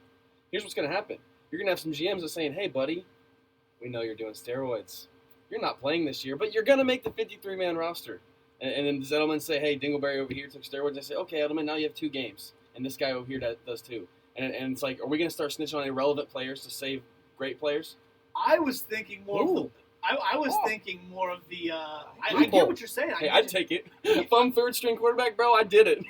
I'm thinking more of, like, the locker room aspect of it. Oh, yeah. Because 100%, we've said brotherhood several times today, but it's a fact. And you're going to go and snitch on... Obviously, Chris Long's not one of those guys, but even Chris Long, he tweeted, he goes, no way. He's like, it's not going to happen. He's like, no way, bro. I can see both sides here. Like the locker room thing, yes, like you said. I think of D'Angelo Russell, the whole thing with him. But no, take a fall guy. Who's always Herm Edwards. Who always says you need a fall guy, man? And you get third-string quarterback Johnny over here and be like, hey. You got Charlie Whitehurst over there on You your say- roster. You take that steroid. You think that beard grows naturally? No, sir. This is a huge loophole, man. HGH, baby. No, this is a huge loophole. The NFL need to be beware of this. Because like he said, you got a guy that doesn't matter. He's never going to see the field. And I'm Edelman, be like, no, that dude, he's doing steroids. For one, you'd have to get the entire league on board with that for the fact of once you're labeled a snitch, this is like just like in society, like if you're a snitch, I mean, the bad things happen. You become a cancer to a locker room. And by the time, if you're playing for a team and you snitch on somebody in regards to whatever, you're never playing for another team. Oh, you don't think Julian Edelman's going to ever play for another team? Julian Edelman's going to play for another team. Okay, but I'm just saying, if Julian Edelman be like, yeah, that guy right there, he's doing steroids. Knocks my game in half. Like, I see what you're saying, but if everybody's, like, on board, like, 4 guys here, actually one guy thought of this. A 26-year-old white male lives in Kokomo, Indiana, thought, man, we can actually make this a loophole. If you don't think, like, the public guys out there and their agents be like, man, that's a good idea. You don't think somebody down there thought about that? I promise you, Edelman's agent's been calling different people. I know he's a teacher and he's smart, but like you can't tell me there's other guys that are running the NFL and the team and agents haven't thought about this. All right, but you guys have all played collegiate ball. You've all been in a locker room. You're telling me that there's a situation where you could get your team on board with snitching. Oh, I'm saying the players. I would never. I mean, I don't think any of my teammates that I ever had would do this. And I think that, the brotherhood concept, you're right. When it gets political in an organization that is strictly a business, you have guys coming down saying, like, hey, listen, like, we know this. I mean, I don't know. I'm hoping it wouldn't happen. I'd like to think that Edelman says, no, that's my guy. I don't care if he's the backup punter. He's my teammate. I'm not doing that to him. But, like, I just don't know. I mean, when you're talking about making playoff runs and winning divisions, 2 games matter. But time out. When you're going to talk about snitching on a guy who's the low end on the 53-man roster, he's not making a lot of money. Is he going to be cool with already taking a cut in what's already his league minimum? Okay, we're talking about the New England Patriots. You don't think Robert Kraft would be like, hey, you take that steroid, he's going to tell on you, and I'm going to give you a little compensation. It's the New England Patriots. Let's think about this. Yeah. Like, it's a messy deal. There are loopholes in this. Yeah, they open a can of worms here. I do not like the fact that you guys are manipulating a way that it's okay to snitch. No, it's not. It's 100% not. But it's a way. And I don't believe the players. But here's the other thing, too, though. There's a lot of jerks in that league, man. I mean, if you look, so Deshaun Jackson, okay? Say Deshaun Jackson doesn't like it in Tampa Bay by week 6 or whatever. He says, I want traded. They're getting ready to trade him. Boom, he gets hit. He's getting ready to leave. Hey, I know I'm about to miss 4 games for the Jets. Let's make it 2 because this dude right here, we'll see you in the field. And you know what I'm saying, like that? Dude, like this is a loophole. This is bad. Yeah, I think there's so many gray areas that I think like the low caliber human beings in the NFL are gonna make this dirty. But I think there's a lot of karma's in between those lines, man. No, I hear you. When you think of stuff, retaliation, I think just stuff in the locker room. I think the fact that you have planted this seed in my mind now, and it bothers me so much. I get what you're saying. I get what you're saying. You're 100% right. There's a loophole, but I do not see players buying into that. The seed that started this was, wait a minute, Edelman's a Patriot. He just got a 4-game suspension. They can make that 2. They will. That's how like the ball got rolling in my head. Especially the way he got busted because there was an unknown substance. Yeah. Right, and his appeal was denied. Yeah, and what was the reason? I didn't see the reason. Was there a reason? I didn't catch it up. If you cannot tell me what I took, yeah, I'd take this to court. I'll pull Zeke here. You pull Zeke. Oh, There wasn't a whole lot of evidence against Zeke either, though. No, that's just Rodney Delby. I got thinking speechless. He's like, let me have the mic. Let me have. I do not like the Cowboys or Zeke, but I'm telling you what, I got a huge problem with Roger Goodell and the way he hands out suspensions. So I'm with you. Okay. I get you. Calm down. I mean, You're yeah. okay. All right, safe place, friends. We're in the nest. We're in the trust nest. Calm down, buddy. Calm down. All right, we got about 20 minutes to break down the NFC East. Whew. So we kind of screwed ourselves a little bit, but we're gonna run through here. We're gonna make her kind of quick. That's about 5 minutes per team. So let's not mess around here. For starters, Dallas Cowboys. We're gonna go just lead right into it. It's the first one on the list for good old buddy Andy Dickon Great here. place to start. 2017, they went 9-7. Their veteran additions are wide receiver Allen Hurns, wide receiver / running back Taylor Austin, OT Cam Fleming, and defensive end Coney Ely. They lost Des Bryant, Jason Witten, Jonathan Cooper, Orlando Scandrick, and Anthony Hitchens. So for starters, Dickon, how do you feel? The Witten thing hurts. I thought he was going to come back for one more year. Witten's been one of my favorite Cowboys. He's just always been there. Security blanket for Romo, security blanket for Dak Prescott. First ballot Hall of Famer in my mind. I mean, probably a top 5 tight end of all time. Leads the Cowboys in tons of receiving records. But I feel good. I really, really like the Cowboys draft. The Cowboys don't draft sexy at all. They just draft really, really well. If you've looked over the past 10 years, the Cowboys have drafted extremely well. Leighton Vander Esch is going to step in. He's a stud linebacker from Boise State. And probably my favorite draft pick that we had is Michael Gallup from Colorado State. He's kind of a sleeper wide receiver. So if you play fantasy football, there's not a lot of people to throw to down there in Dallas. So Michael Gallup could really see, a lot of attention down there. So I'm excited. Good for football cards.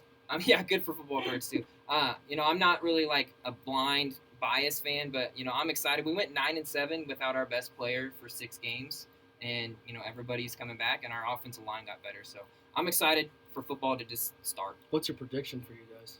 I think at least 10-6, probably 11-5, maybe the ceiling. I know the NFC East is tough, but even Colin Cowherd picked Dallas as his dark horse to maybe go to the Super Bowl. So That would make me feel real good. Yeah, I'm not predicting Super Bowl, but I mean, 10-6, 11-5 is not out of the question. I know the schedule's pretty tough, but we do play the Colts later on in the season, so that's a W. Well, I'll tell you what. If you already got Colin Cowherd, go ahead and get Skip Bayless, and you're set. Look, here's the thing. The one guy I like that you guys drafted was the linebacker from Indiana. I actually got to watch that kid. Copeland, I think is his name. Okay, yeah. He's actually a pretty good linebacker. I think he gets good playing time for you guys. Jalen gets his first full. Is this? It'll be his first full Yeah, season. he's going to be. Losing Dez is a big problem. I know you guys think it's not, or Andy, you don't think it is, but that's a big deal. And I think the problem more or less with that was Dak at quarterback, not so much Dez. Because I don't understand how you go from Tony Romo, where Dak was a Pro Bowler. Dez was. Dez was a Pro Bowler, and then you get Dax and it's all gone. With that being said, you have nobody to throw to. And when I hear reports out of Dallas's camp that you got Cole Beasley, who's your number 1 receiver, he's learning how to run routes for the first time, that's a problem. You're thinking 10-6, 11-5, and I'm not trying to be a jerk here and bash you, but I think 7-9, maybe 8-8 I'll is say where 8. you're at. My prediction was 8-8. I think the whole wide receiver thing, man, a lot of pressure can be put on Dak. They're going to load the box. Obviously, Stop Zeke, then what? I mean, Allen Hurns and you got Cole Beasley. Losing Witten is a huge deal. And you may not think Dez is, and you can shake your head. He's a decoy regardless. Regardless if you want to say or not. He was a decoy, whether he's taking a double team or not. He's somebody, whether he's catching it or not, he's taking pressure off the other guys. And not having that presence, and especially the guy in the middle with Witten, puts a lot of pressure on Dak Prescott. And that's where I think he's going to struggle even more this year because teams are going to load that box. I want you to beat me with what you got. Unless Jerry Jones does a big move, they need a wideout. They need a true wideout. What they got here was not enough. And like I said, in this division, it's a tough division. I have them about 8-8 and maybe 9-7, maybe. Just because do they play the Colts division this year? Yeah, that'd be why.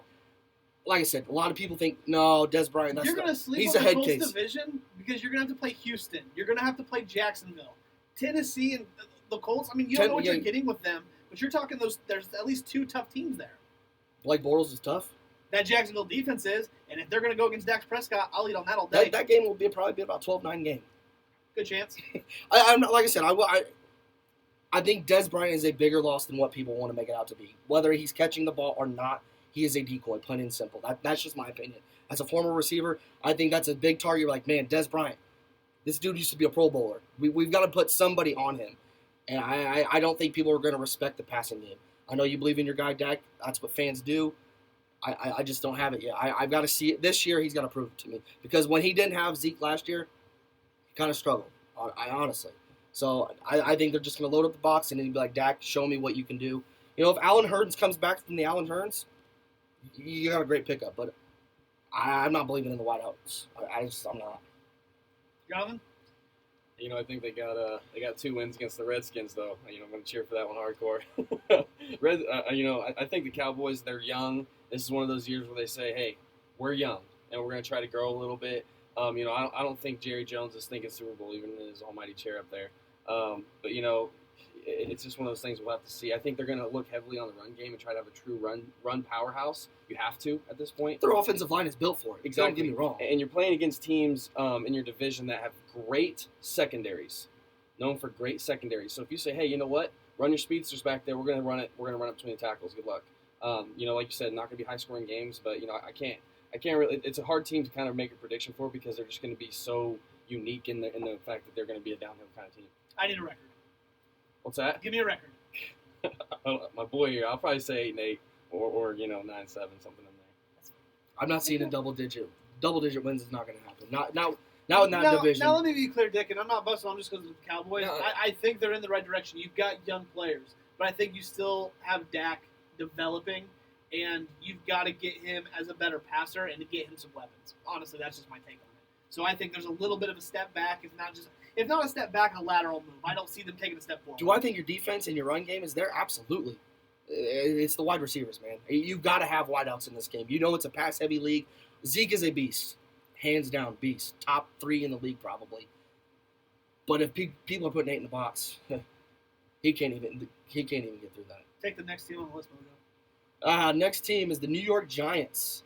Last year, they were my bold prediction. I had them winning the division because of all the additions. They were 3-13, but they had a lot of losses as far as injuries. But their key additions, they have Nate Soldier, which I like, Alec Ogletree, Jonathan Stewart, and Kareem Martin. Their key losses was Justin Pugh, Weston Richburg, Jason Pierre-Paul, which is kind of a big deal, and Dominique Rodgers-Cromartie. But they also drafted Saquon Barkley. This is the team where my bold prediction is where they could possibly win this division if healthy. You get an Odell Beckham back. You pick up a guy like Barkley. You get a veteran in Jonathan Stewart who has produced in the NFL to teach Barkley. I think this team, with what they added, Nate Soldier helps Ogletree on defense. I think this team could be dangerous, barring injuries. Injuries bit them hard last year, killed them. I mean, at one point they literally didn't have Beckham, Marshall, or Sterling Shepard. And, I mean, who is he going to throw to without a running game? That's why they were 3-13. Sure. So, no, I'm predicting this team will win at least 10 games. And I'm gonna say 11-5 if healthy. Second in the division. Yeah, you know, I think last year was such a hard year, and so much hate was on Eli. And what's Eli going to do in the offseason? And it's like, dude, you're taking all of his weapons away. You know, you didn't mention Evan Ingram, phenomenal athlete at a tight end position. And you know, it's like one of those things, like you said, when they're healthy, they can do this. When they're not healthy, you know, every team in the NFL will fall drastically when they lose their biggest weapons. Odell does so much for an offense. Odell could go out there and have 0 catches. He could lose his hands and still be effective because he's so athletic, you have to guard him. And so, kind of the Dez Bryant yeah. effect. Sterling Shepard, direct benefactor from that. And then, you know, Evan Ingram, I think, has a big year. He has a bigger year the longer that Odell's on the field. Just from a check down situation. I think Barkley will be huge. I think Jonathan Stewart, like you said, you know, Jonathan Stewart's going to do exactly for Barkley what he did for Christian McCaffrey. Hey, it's 3rd and 2. We're not getting our young guy a concussion. We're going to send Jonathan Stewart in there to get it like he has every other time in his career. And then, you know, the short goal line stuff. Jonathan Stewart had a great year this year and was kind of swept under the rug because everybody was hopped up on McCaffrey. McCaffrey got it all got a lot on the passing game where Jonathan Stewart still had some strong in the running game. Exactly. And I think it's going to be great for them, a great situation. You know, I have a hard time saying that they win that many games just because of the success last year. I think they're going to be hurting up front on the defensive side. But when you have like I said, when you have the Cowboys that are just running straight down your throat, I don't know if they're necessarily prepared for that. But those games are going to be awkward. They're going to be so many different strengths and weaknesses playing against each other. So I'll say 9-7 or 8-8 with them as well. My big questions are how much gas is left in Eli's tank, and where is Odell's head? Missing all of last season, did that help him? Really, because the big thing that we've talked about is he's a head case. He will take himself out of a game just by the mental aspect of it. Because if he gets flustered, it's gone. It's done. He's sitting there kicking field goal nets, just being absurd. I like to think, and also too, they've been very, very bad ever since the boat trip, where they all the drugs on the boat and everything like that. With that being, Odell hasn't played since then. Or no, he played that playoff game. But I'm kind of with you, Jonathan. I think an 8-8, 9-7, 10-6 would be really optimistic, and I think that could get them a wild card spot. I think winning the division with still what's left in there with Philly is really tough. So I love the addition of Barkley. I do, because I think he's going to be a stud. He's going to work well out of the backfield. He's going to be able to catch some passes, and it's the first real running back. This is the first time in Eli's career outside of Tiki Barber that he's had a running back. So with that being said, Eli's got some weapons. It's going to take the pressure off. Do they stay healthy? Because, it used to be you didn't have to worry about a running game. You could drop back in coverage. You could blitz Eli because there was no threats. I mean, there's. Don't get me wrong. You can not have a running game. I think it seems like the Patriots or the Green Bay Packers. They don't have a true running game, but they run screens or short passes to make it like a running game. So I'm not saying you had to have a guy like Barkley or a guy like Zeke to be successful, but when you lack a key running back or the short game, it's a lost cause. You're going to be 3-13. Our friend Craig thinks Odell last 5 games and calls him a princess. Look, Odell hasn't played a full season. I mean, he's only played maybe one. I mean, when he came into the league, he missed partial of the season.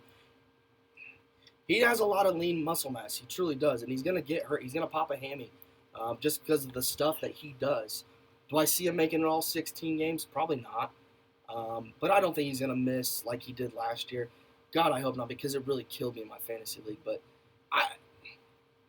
he's going to play at least 12 games. I'll keep mine quick. I think bad Eli shows up more than good Eli, and the Giants go 8-8, 7-9-ish. I just don't trust Eli Manning anymore. I think his time was over about 2 years ago, and I don't think there's anything left in the tank. He still has 2 Super Bowls. It's true. The thing is, even good Eli throws a lot of interceptions. Well, so does Philip Rivers. I will not touch him in fantasy football. Philip Rivers is the devil. He is the devil. Him and Drew Brees are 2 guys I will not touch in fantasy Troy football. brought up Bradshaw. I'll trust Drew Brees anytime. Oh, no. Come week 15, 16, where playoff time matters for you fantasy-wise, he chokes on the big one. He does. Troy did bring up Bradshaw, but Bradshaw wasn't a guy that could rush for, 1,000, 1,200. He was a bruiser. They had Bradshaw and Jacobs. Yeah. Good first down Tiki guys. Barber was like 1,000+ running. Sure. So Next on the list is the 2017 Super Bowl champs, the Philadelphia Eagles. They went 13-3, won it with, of course, a backup quarterback. They added Michael Bennett, Haloti Ngata, and Mike Wallace. They lost LeGarrette Blount, Torrey Smith, Trey Burton, Brent Selleck, Bo Allen, Vinnie Curry, Patrick Robinson, and Michael Kendricks. That is a lot of losses. None of them really sit there and make me think, I mean, that's a big hole for a Super Bowl team to fill. Adding Michael Bennett, I think, is a big move. Haloti Ngata, obviously. And Mike Wallace, when you already have Alshon Jeffrey, who played on his prove-it deal, got a big deal, and Mike Wallace coming in with Carson. You got Carson Wentz coming back. I think it's a valuable move. Mojo, you're shaking your head like, no, it Mike doesn't matter. Wallace was done when he left the Pittsburgh Steelers. Plain and simple. That dude's been junk. Oh, yeah, because all those years playing with Tannehill and Joe Flacco were real premier quarterbacks. Well, it's not my fault he went for the money. Now he's going for the ring. He picked the right place because But how healthy is Carson Wentz going to be? I know we see guys recover from ACLs. I think he plays week 1. I do. Well, my question is, how much does that matter? I mean, like, yes, longevity, yeah, Carson Wentz matters, but Nick Foles can win. I mean, if you're saying right. we need a few weeks out of you, Foles, he says, right. I'll get you 2. You're at right. least. I don't think they repeat, Right. but I think they win the division. I think hanging around 13 wins is fair for them to repeat. But I just don't. It's so hard to repeat in the Super Bowl. I mean, it's just really difficult. Here's something, though, that when I look at that list, the first thing that pops out of me, how many linemen left? Offensive linemen. None. No. They still got their tight end. All the key components to that being the explosive offense, they're still there. They still have Nelson Aguilar. They still have Zach Ertz, who is arguably one of the best tight ends in the game. I think this offense is going to, again, be the best offense in the NFL.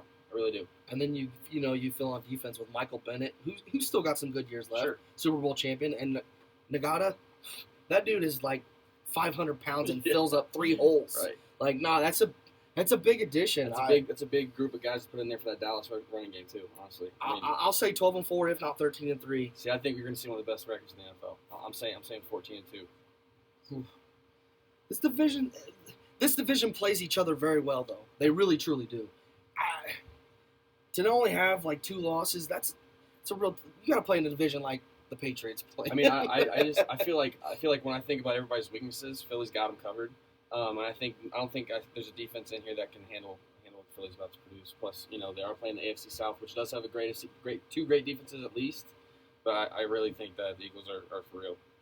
Probably the greatest advantage the Eagles have in the division is coaching. I think Peterson's a great coach. Absolutely. I think that was a really good pickup. Obviously, they went to the Super Bowl. Not that I don't like Jason Garrett. He's my coach, but I mean, if I had to choose, I'd take Peterson. I mean, I think he's a really inventive offensive mind. I mean, Philly special in the Super Bowl. Like, who the heck does that? Peterson did, and it won him the Super Bowl. So I think they're going to be right there with the Cowboys. 11-15, maybe 12-4. I mean, this division, you just never know. NFC East is always fun because, like Mojo said, they play each other so well. So it's a hard division to kind of give a prediction. But I think they're going to be right there at the top with the Cowboys. This is easily could be one of the with the Cowboys. This could easily be one of the best divisions in football. It really, truly could. Troy came on and said the Colts is probably the toughest division, but this division right here, it's really, truly a tough division.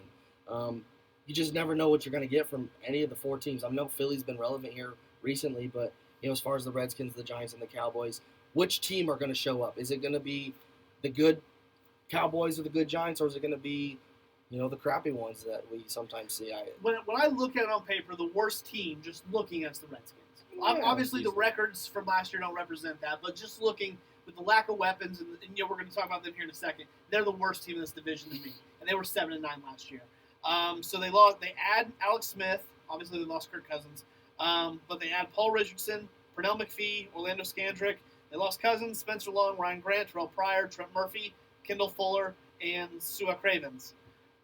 The additions are nothing to me. Nothing. Absolutely nothing.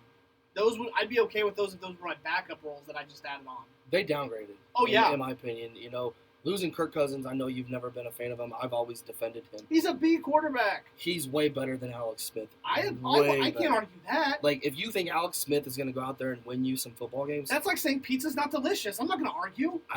You've got problems if you think Alex Smith is going to go out there and get you the promised land, because he's not. The reason he was so good in Kansas City is because he had a hell of a defense. I don't think that this defense in Washington is the same in Kansas City.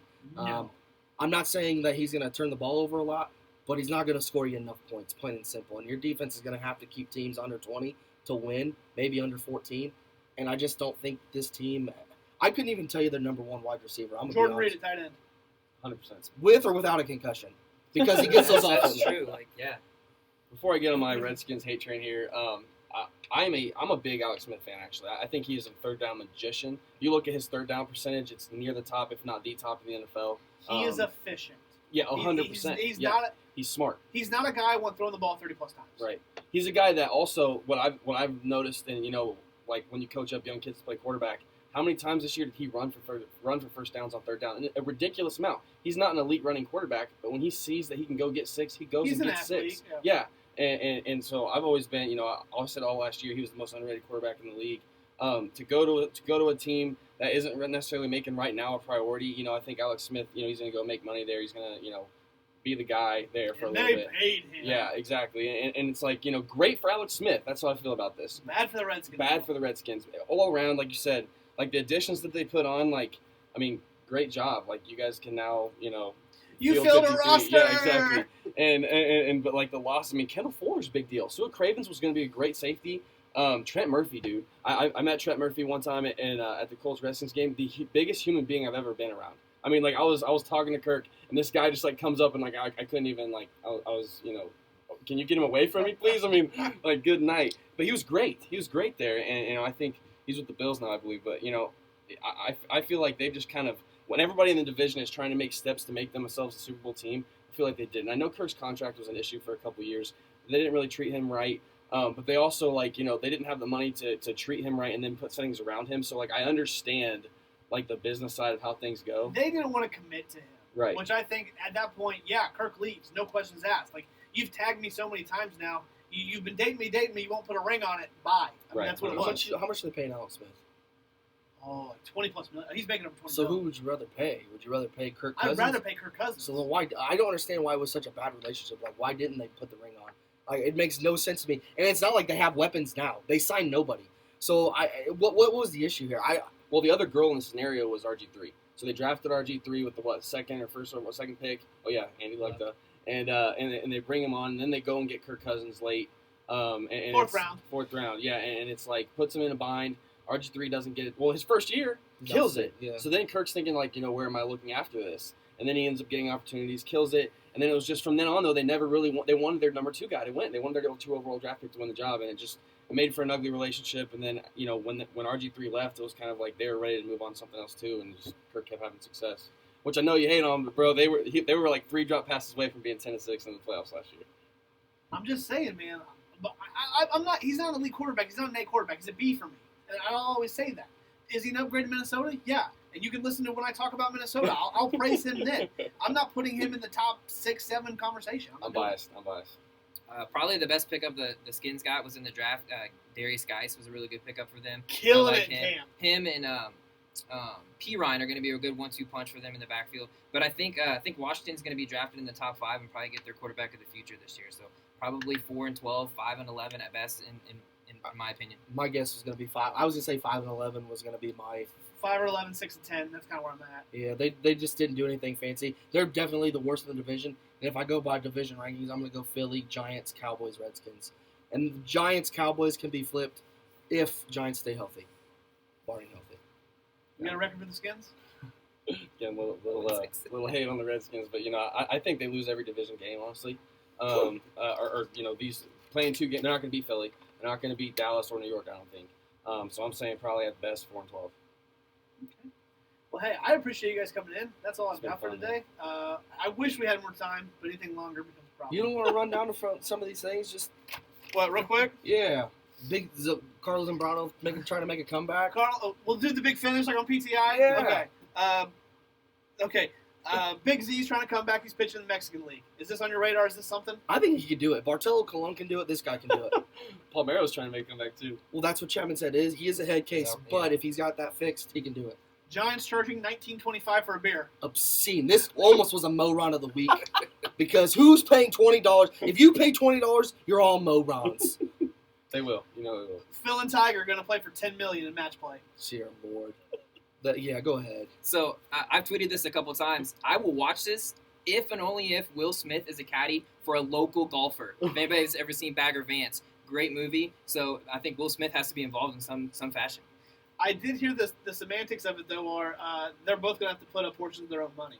And Tiger said that's the only way he'll do it. He wants Phil to put up enough money that makes him uncomfortable. Is it just going to be these two guys on the golf course, or is it a tournament? It's What? just them. One-on-one. I think it should just be on but they should televise this. Oh, absolutely. I mean, golf could make some money off huge it. ratings. This would get better ratings than probably the Masters, Yeah. honestly. I want to see it for sure. And then, of course, the World Cup's been nuts. PK's out everywhere. There's been shootouts left and right. If you got Mojo watching the World Cup, you know you got big things going on. This weekend was incredible for soccer. Brazil got upset. It was a lot of fun. Like Chap said, there's been a lot of PKs, a lot of own goals this year in the World Cup. It's exciting. Like, you play for your country. It's USA's not in it, unfortunately. We did get the bid in 2026, so that's exciting. But it's been crazy. We're sharing it. We're sharing it with Canada and Mexico, Yeah. but we get 80% of the games. No, it has been fun. I've got to watch a little bit of it. Brazil was my pick. They're going Same. home, so now maybe England and France match up for it. I can go with that. Anything else? Oh, plug your social medias. Oh yeah, so you can follow us on Instagram at Brothers and Cards. We're actually going to be at the Howard County Fair this week. We'll be in the tennis center if you want to come say hi, say what's up, talk some cards, talk some football. We'd love that. But yeah, we're also on Twitter at Bros and Cards. We have a Facebook page as well. You can always check us out at brothersandcards.com. Personal pages? Oh yeah, Jonathan Keith on Facebook. My Twitter is JA_Dickon14. I'm always tweeting sports stuff, so come hang out. Yeah, that's just what me and Mojo do. Mojo, what's your Twitter? M0J088. You know how I feel about it. It's the way you're going to interact with anybody famous. Get So on we it. got Jeff Perlman. Absolutely. Chapman Braden 9 on the Twitter. We've got an Instagram, soundingoff_CM. Next week's Tyler Nepley. Next week is Tyler Nepley, Western standout Stud. quarterback. I like that kid. He actually reached out to me. He's like, "Hey, can I come home before I go to school?" I go, "Absolutely." When you rush for 2,200 yards, you're on here. Where did he end up going? He's going to Marion. Marion. Yeah, he's playing in the North-South You game. seen their new weight room facility? Have not. And then after that, I think we got some Western kids, Western captains of football coming in here. They've reached out to me as well. So thank you, Jonathan and Andy, for coming in here. This has been so much fun. I hope you guys enjoyed it. I'm glad we were able to reschedule it, even though I bumped you for Jeff Perlman. It's all good, man. We So, understand. but yeah, check these guys out. What they're doing is really interesting. It's got me itching to get back into the card game. And if anybody else is interested, feel free to reach out to them or reach out to us. We'll get you in contact. For Sounding Off, I'm Chap. And Mojo. Catch you next week.